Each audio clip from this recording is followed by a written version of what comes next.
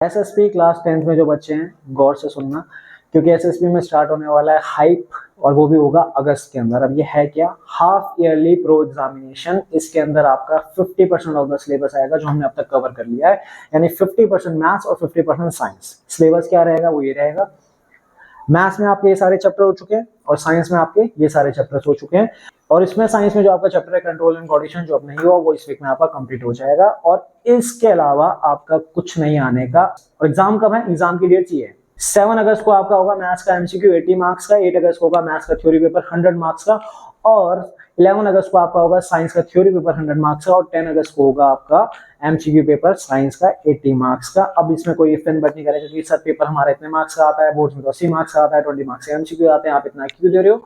तो ये इसलिए दे रहा हूँ क्योंकि आप एसएसपी पढ़ते हो, यहाँ पे पेपर का स्टाइल थोड़ा अलग रहता है, तो उसके अकॉर्डिंग ही आपको करना है। और आपको इन चीजों पे गौर नहीं करना कि मार्क्स कितने मार्क्स का पेपर है, आपको अपनी प्रिपरेशन पे गौर करना है। अब प्रिपरेशन कैसे होगी, क्योंकि बच्चे ये भी एक्सक्यूज देंगे कि सर हमें तो अपने पेपर का पढ़ना है, हमारे स्कूल में ये चल रहा है, हमारे स्कूल में वो चल रहा है। तो ठीक है, आपके स्कूल में जो चल रहा है वो करो। यहाँ पे यानी कल से लेके टिल 11 अगस्त तक जो ऑफिशियल क्लास होगी उसके अंदर मैं सिर्फ और सिर्फ हाइप की ही तैयारी कराऊंगा और कुछ नहीं। यानी हम कोई भी नया चैप्टर पिक नहीं करेंगे। मैथ्स में जितने भी चैप्टर हो चुके हैं इनकी रिवीजन रहेगी, और साइंस में जितने चैप्टर हो चुके हैं इनकी रिवीजन रहेगी। आपके स्कूल में कोई एग्जाम है, कोई यूटी है, कोई हाफ ईयरली है, वो आप जानो, वो आपका काम है। यहाँ पे आप आ रहे हो तो यहाँ पे मैं अपने हिसाब से कराऊंगा, लेकिन ऑफिशियल क्लास में मैं सिर्फ और सिर्फ अगस्त में होने वाले हाइप की ही तैयारी करवाऊंगा।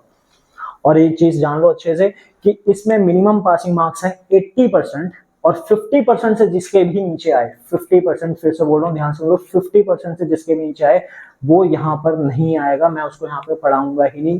कहीं पढ़े, कैसे पढ़े, वो उसकी सरदर्दी है, यहाँ नहीं आएगा, वो एलिमिनेट कर दिया जाएगा एसएसबी से।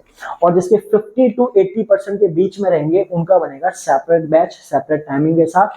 क्योंकि जब इतनी प्रिपरेशन करवाने के बाद भी अभी उनका रिजल्ट नहीं आ रहा है 80% भी, तो उनके लिए साथ कुछ और ही करना पड़ेगा। वो क्या करना पड़ेगा वो तब की तब देखेंगे।